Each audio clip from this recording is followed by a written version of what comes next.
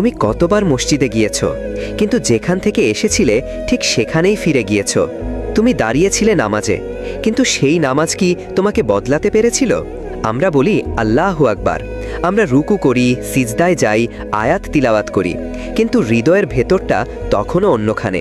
আত্মা তখনও খালি, একটা শূন্যতা যেটা যেন কিছুতেই পূর্ণ হয় না।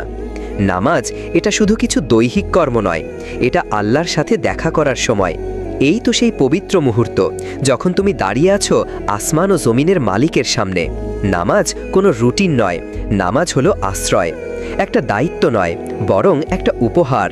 রাসূলুল্লাহ সাল্লাল্লাহু আলাইহি ওয়াসাল্লাম বলেছেন, আমার চোখের শীতলতা রাখা হয়েছে নামাজে।